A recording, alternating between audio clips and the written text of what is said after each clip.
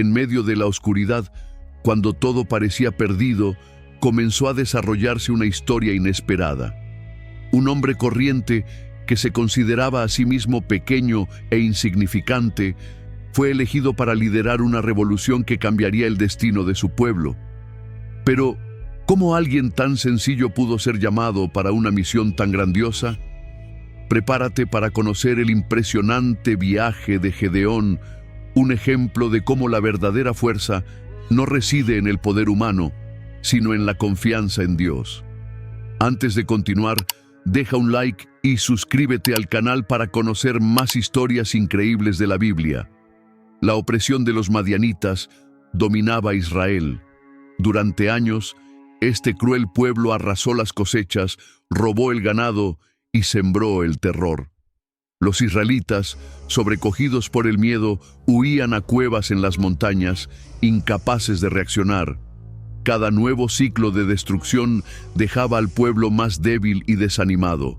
El sufrimiento era inmenso y la esperanza parecía cada vez más lejana. En medio de este escenario de dolor vivía Gedeón, un hombre sencillo de la tribu de Manasés. No era un guerrero, ni un líder, ni tenía ningún estatus prominente. Al contrario, se consideraba insignificante, el más pequeño de su familia, y su familia era la menos importante de todas. ¿Cómo podría alguien así cambiar el destino de una nación? Ni siquiera se le había pasado por la cabeza. Gedeón vivía en Ofra, un pequeño pueblo donde intentaba sobrevivir al caos. Como todos los demás, sentía el peso de la opresión y no veía salida a la situación. Solo intentaba proteger lo poco que le quedaba, asegurándose de que su familia tuviera comida suficiente para no perecer. Y fue precisamente en ese momento de miedo y fragilidad cuando ocurrió algo extraordinario. Mientras trillaba el trigo en un lagar, un lugar cerrado, oculto a sus enemigos, Gedeón advirtió una presencia inesperada. Estaba concentrado, atento a cualquier ruido sospechoso, porque cualquier descuido podía ser fatal. Pero de repente se acercó un hombre. No parecía un guerrero ni un campesino, y su expresión transmitía algo diferente, algo más allá de la comprensión humana. Y entonces este hombre misterioso habló. Sus palabras no eran lo que Gedeón esperaba oír. No eran una advertencia, una orden o una amenaza. Dijo algo completamente inesperado. El Señor está contigo, poderoso. ¿Cómo que valiente? ¿Valiente? ¿No se daba cuenta aquel desconocido de que Gedeón estaba escondido, abrumado por el miedo? ¿No se daba cuenta de que no era un guerrero ni un líder? ¿Por qué alguien diría algo tan alejado de la realidad? Pero aquel no era un saludo cualquiera. Aquel hombre no era un desconocido cualquiera. Y Gedeón pronto descubriría que su vida nunca volvería a ser la misma. ¿Quieres saber qué ocurre a continuación? Comenta abajo y dime si quieres ver la continuación de esta increíble historia. ¿Te llaman valiente? Gedeón no podía creerlo. Él, que se escondió por miedo a los madianitas, él, que nunca había empuñado una espada. Las palabras del misterioso visitante le parecieron un error. Desconfiado preguntó, «Si el Señor está con nosotros, ¿por qué ocurre todo esto? ¿Dónde están los milagros de los que nos hablaban nuestros padres?» El sufrimiento de la gente era inmenso, y Gedeón no veía cómo podría marcar la diferencia. Pero el ángel no vaciló. Con voz firme, dijo, «Usa la fuerza que tienes y libera a Israel de las manos de los madianitas». El impacto de esas palabras fue inmenso. ¿Cómo podía un hombre tan sencillo liderar algo tan grande? Era de la familia más pequeña de su tribu y nunca había sido un líder. ¿Cómo podía ser el elegido? Presa de la inseguridad, Gedeón necesitaba pruebas. Si realmente había sido llamado por Dios, quería una señal. Preparó un cabrito y pan sin levadura, los colocó sobre una roca y esperó ansiosamente. Entonces sucedió algo asombroso. El ángel tocó la ofrenda con su bastón y en un instante surgió fuego de la roca, consumiéndolo todo. Gedeón se quedó paralizado, le temblaban las piernas. Ahora ya no había duda, había visto a un mensajero divino, pero la misión no sería fácil. Aquella misma noche, Dios dio a Gedeón su primera gran orden: destruir el altar de Baal y derribar el ídolo de Acera que pertenecía a su propio padre. La idolatría se había extendido, y esta era la primera batalla que había que ganar antes de la liberación de Israel. Temeroso pero decidido, Gedeón obedeció. Pero lo hizo en la oscuridad de la noche, pues temía la reacción del pueblo. Sabía que al amanecer la ciudad no reaccionaría bien. Y, en efecto, al amanecer, la revuelta se apoderó del lugar. Cuando descubrieron que el altar había sido destruido, los hombres exigieron su muerte. Pero Joás, el padre de Gedeón, intervino inesperadamente. Desafió sabiamente la furia de la multitud. Si Baal es un dios, que luche por sí mismo. Esas palabras lo cambiaron todo. La furia del pueblo se contuvo y Gedeón sobrevivió. Pero ahora todo el mundo sabía quién era. Su nombre estaba en 1200, boca de todos, y su destino empezaba a cumplirse. Aún así, su inseguridad seguía sin abandonarle. Necesitaba otra prueba. Durante la noche, colocó un vellón de lana en el suelo y pidió al Señor que, al amanecer, el rocío solo mojara el vellón, mientras que el suelo a su alrededor permanecería seco. A la mañana siguiente, se acercó con el corazón acelerado. Tocó la lana y estaba empapada, pero el suelo alrededor estaba completamente seco. Era una señal clara, pero la duda seguía atormentándole. ¿Y si era solo una coincidencia? Necesitaba probarlo de nuevo, así que pidió una prueba más. ¿Y si todavía había dudas? Gedeón quería estar absolutamente seguro de que Dios estaba con él. Así que hizo una petición más.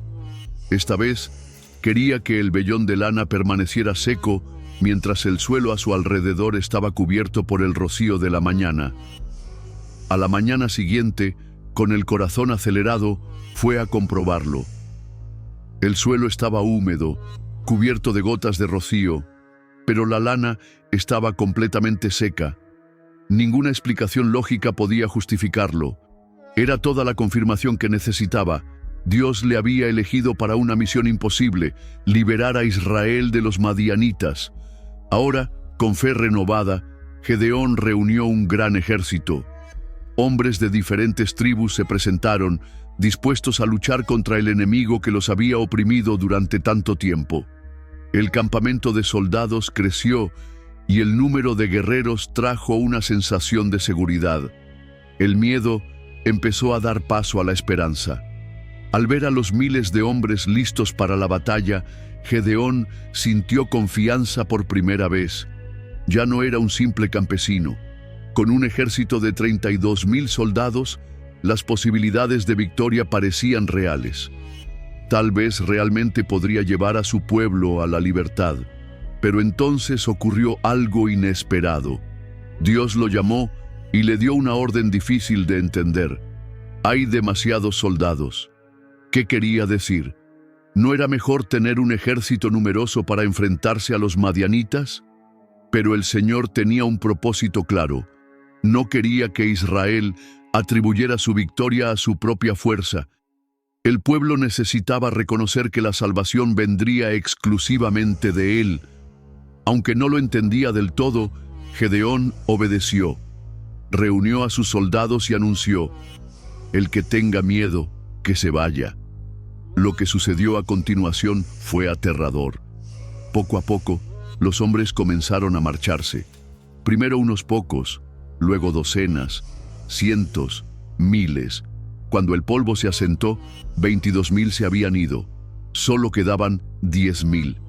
El peso de la misión iba en aumento, pero Gedeón sabía que no podía echarse atrás. Y entonces Dios habló de nuevo: todavía quedan muchos. Gedeón Apenas podía creer lo que oía. Ya habían perdido 2/3 de su ejército. ¿Qué más podía pasar? Pero Dios le dio una nueva instrucción. Le pidió que llevara a los soldados a un arroyo y observara cómo bebían el agua. Los que se llevaran las manos a la boca y bebieran con atención serían elegidos. Los que se arrodillaran y bebieran directamente del agua serían descartados. Gedeón observaba atentamente. Cuando terminó la selección, solo quedaban 300 hombres. Aquellos pocos guerreros se enfrentarían a un ejército gigantesco. La batalla estaba a punto de comenzar.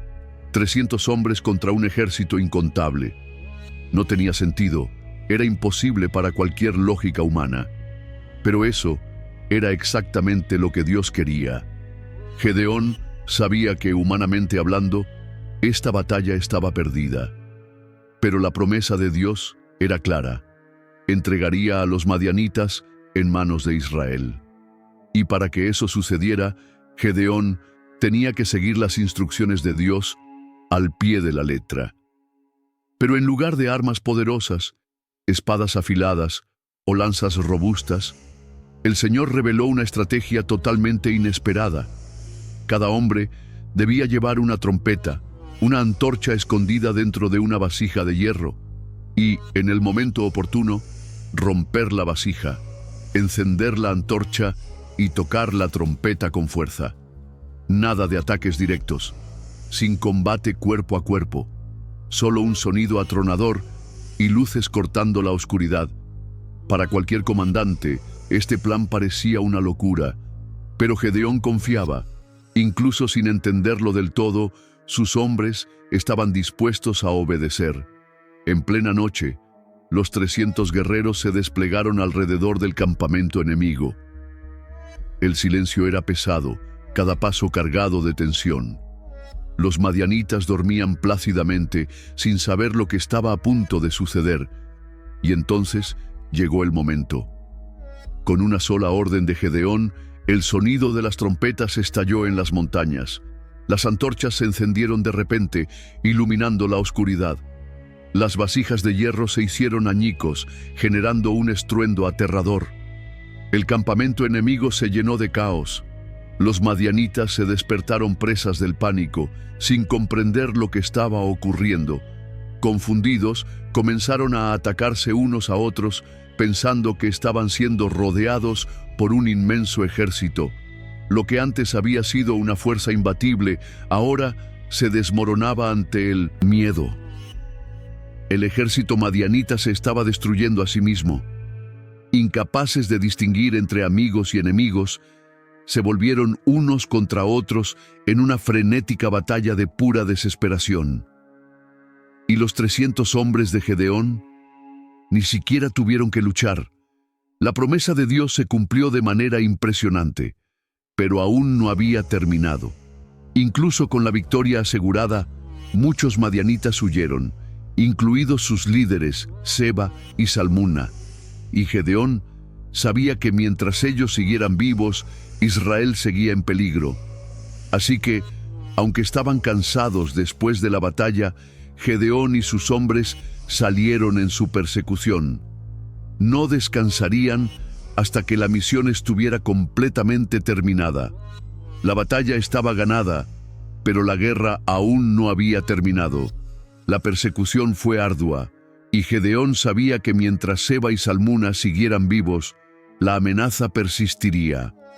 Con solo 300 hombres, agotados y hambrientos, siguió avanzando, cada paso impulsado por la fe y la determinación. En el camino, Gedeón pidió ayuda a los hombres de Sucot y Penuel, pero, para su sorpresa, fue recibido con desprecio. Los líderes de estas ciudades no creían que fuera capaz de capturar a los reyes enemigos. En lugar de ofrecerle apoyo, dudaron de su misión y se negaron a ayudarle. Pero eso no lo detuvo. Gedeón no necesitaba su aprobación. Su corazón estaba puesto en la promesa de Dios. Incluso sin refuerzos, siguió adelante, guiando a sus guerreros a través del desierto, donde el hambre y la fatiga pusieron a prueba los límites de cada uno. Aún así, no había lugar para la vacilación. La victoria solo sería completa cuando los líderes madianitas fueran capturados. Y entonces llegó el momento. Tras seguir a los fugitivos durante kilómetros, Gedeón y sus hombres encontraron por fin el campamento de Seba y Salmuna. Con un ataque sorpresa, cogieron desprevenidos a sus enemigos. El caos se extendió rápidamente y sin otra alternativa, los dos reyes fueron capturados. La misión estaba cumplida. Pero antes de regresar a casa, quedaba un último asunto por resolver. Gedeón no había olvidado el desprecio de los líderes de Sucot y Penuel. Habían dudado, se habían negado a ayudar y ahora verían el resultado de su falta de fe. Al llegar a Sucot, Gedeón mostró a los reyes cautivos.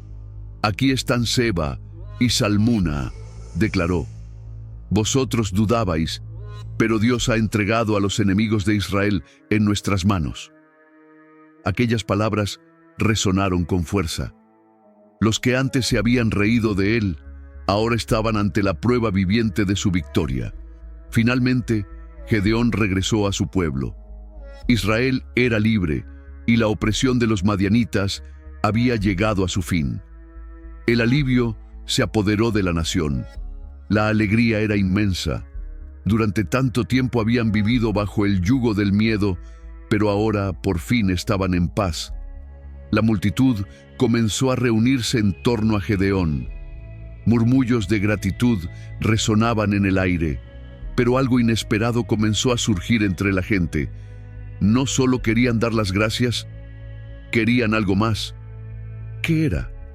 La gente estaba extasiada. La libertad finalmente había llegado, e Israel tenía un nombre para agradecer: Gedeón. Ya no era un simple hombre de la tribu más pequeña. Ahora era visto como el gran héroe de la nación. Y entonces, en medio de la celebración, surgió una propuesta inesperada. «Gedeón, sé nuestro rey», gritó la multitud. La multitud clamaba: «Gobierna sobre nosotros, tú, tus hijos y los hijos de tus hijos». Era una oferta tentadora. Él había traído la paz en una época de caos. Su liderazgo había sido decisivo para liberar a Israel de la opresión. ¿Quién mejor que él para gobernar? Pero, para sorpresa de muchos, Gedeón se negó. «No reinaré sobre vosotros, ni lo hará mi hijo», declaró. «Es el Señor quien reinará sobre Israel». En un momento de gran reconocimiento, recordó al pueblo que la victoria no venía de un hombre, sino de Dios. Aunque rechazó el trono, Gedeón hizo una petición. Pidió que cada soldado le diera un colgante de oro tomado del botín de guerra. Al principio, parecía una petición inofensiva, solo un recuerdo de la batalla, algo para recordar lo que Dios había hecho. El pueblo accedió y con el oro recogido, Gedeón mandó hacer un efod, una pieza simbólica que debía representar la presencia de Dios en Israel. Pero lo que comenzó como un simple símbolo, pronto se convirtió en un problema. El brillo del oro atraía las miradas. El efod, colocado en Ofra, la ciudad natal de Gedeón, empezó a atraer la atención de todo el pueblo. Lo que se suponía que era solo un recordatorio de la victoria, comenzó a ser tratado de manera diferente. La gente venía de todas partes para verlo. Lo que se suponía que simbolizaba la fe, se convirtió en un objeto de culto, y sin que nadie se diera cuenta, la idolatría comenzó a crecer de nuevo en Israel. Sin darse cuenta, Gedeón había creado una nueva trampa para el pueblo de Dios. El efod, que debía ser un simple monumento conmemorativo de la victoria, se convirtió en una distracción. Israel, siempre vulnerable a la idolatría, comenzó a alejarse de nuevo del Señor. El brillante objeto de oro comenzó a ocupar un lugar que no le pertenecía. El pueblo, que antes había clamado a Dios en busca de ayuda, ahora se postraba ante un símbolo hecho por manos humanas. Era un triste ciclo que se repetía. Gedeón que había conducido a Israel a la libertad, veía ahora cómo su propia creación extraviaba los corazones de su nación. Pero en ese momento, nada más podía hacerse. El tiempo pasó. Gedeón vivió muchos años después de su victoria sobre los madianitas.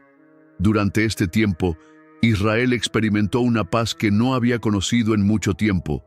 El pueblo lo respetaba. Tuvo muchos hijos y llevó una vida tranquila en Ofra.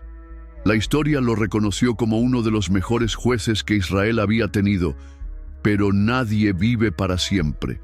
Con su muerte, todo cambió. Sin su liderazgo, Israel volvió al camino de la desobediencia. El efod siguió siendo una trampa de idolatría, y los israelitas, sin guía, volvieron a seguir a dioses falsos. El ciclo de pecado, arrepentimiento y restauración comenzó una vez más. Esta vez, sin embargo, no fue solo la idolatría lo que trajo problemas. Surgió algo aún más peligroso. Uno de los hijos de Gedeón, Abimelec, vio una oportunidad. A diferencia de su padre, que se había negado a ser rey, Abimelec no compartía la misma humildad. Solo tenía un deseo: el poder. Sin escrúpulos, comenzó a planear su ascenso al trono. No le importaba la voluntad de Dios ni la justicia. Para él, solo importaba una cosa: gobernar Israel a cualquier precio. Y así comenzó a crecer una nueva amenaza. El deseo de poder consumía a Abimelec. La muerte de Gedeón había dejado un vacío, y él estaba decidido a llenarlo, no con un liderazgo justo, sino con sangre y traición. A diferencia de su padre, que confiaba en el Señor, Abimelec siguió un camino de ambición desenfrenada. No quería ser juez ni libertador, quería ser rey, y para lograr su objetivo, estaba dispuesto a hacer lo impensable. Su primer acto fue brutal. Para eliminar a cualquier posible aspirante al trono, Abimelec se volvió contra sus propios hermanos, los hijos de Gedeón. Uno por uno fueron asesinados sin piedad. Todos, excepto uno. Jotam, el único que logró escapar, vio la masacre y huyó antes de correr la misma suerte. Muertos sus hermanos, Abimelec se proclamó rey en Siquem. Pero su llegada al poder no trajo la paz. Al contrario, su gobierno estuvo marcado por la crueldad y la injusticia. El pueblo, que antes había experimentado la tranquilidad, se encontró de nuevo oprimido. Abimelec, que debía honrar el legado de su padre, se convirtió en todo aquello contra lo que luchaba Gedeón. Su sed de poder le cegó y gobernó con brutalidad, eliminando a cualquiera que osara desafiarle. Pero el mal nunca puede sostenerse por mucho tiempo. Su reinado fue corto y turbulento. Estallaron rebeliones y Abimelec se vio sometido a una presión cada vez mayor. Su arrogancia le hizo creer que podría aplastar cualquier resistencia, pero su perdición ya estaba decretada. En un intento de tomar una ciudad rebelde, Abimelec avanzó sin vacilar. Pero ocurrió algo inesperado. Desde lo alto de una torre, una mujer arrojó una piedra. El impacto fue directo. Abimelec fue golpeado en la cabeza y cayó herido y humillado. Sabía que no sobreviviría, pero su orgullo no le permitía aceptar esa muerte. Desesperado, llamó a uno de sus soldados y le ordenó: «Mátame con tu espada, no sea que digan que una mujer me quitó la vida». Y así terminó la historia de Abimelec. Un hombre que eligió el camino de la ambición, pero solo encontró destrucción. Un final trágico para un hombre que podría haber honrado el nombre de su padre, pero eligió el camino de la ambición y la destrucción. Abimelec cayó, y con él, la paz que Gedeón había ganado desapareció rápidamente. Israel volvió al ciclo de la idolatría y el caos, olvidando una vez más quién les había liberado realmente. La historia de Gedeón está llena de giros impresionantes, pero, sobre todo, nos enseña que Dios elige a quienes el mundo considera insignificantes para realizar grandes hazañas. Al principio, Gedeón no era más que un hombre corriente, escondido, lleno de dudas e inseguridades, pero fue precisamente esta debilidad la que Dios utilizó para demostrar su poder. La victoria sobre los madianitas no llegó por la fuerza o el número de soldados, sino por la obediencia al Señor. Dejó claro que es Él quien concede la victoria, incluso en las situaciones más inverosímiles. El viaje de Gedeón nos enseña acerca de la fe. A pesar de sus temores, dio pasos valientes, confiando en las señales que Dios le enviaba. Su voluntad de seguir la guía de Dios, incluso cuando todo parecía imposible, demuestra que la confianza en Dios puede hacer realidad lo que parece inalcanzable a los ojos humanos. Con solo 300 hombres, se enfrentó a un ejército incontable y triunfó. Pero su historia también encierra importantes advertencias. Tras su gran victoria, el efod de oro, creado con buenas intenciones, se convirtió en un vínculo de idolatría para Israel. Incluso los líderes más fieles pueden, sin darse cuenta, hacer tropezar a su pueblo cuando pierden de vista lo que realmente importa, la fidelidad a Dios. Y al final, el legado de Gedeón se vio empañado por la ambición de su propio hijo. Abimelec utilizó el poder para el mal, demostrando que sin Dios, incluso los mayores logros pueden desmoronarse. La mayor lección de esta historia es clara. Cuando ponemos nuestra confianza en el Señor, Él logra lo imposible. Pero nunca debemos olvidar que toda la gloria le pertenece a Él y no al hombre. Si esta historia te ha inspirado, deja un like y compártela con quienes necesiten este mensaje.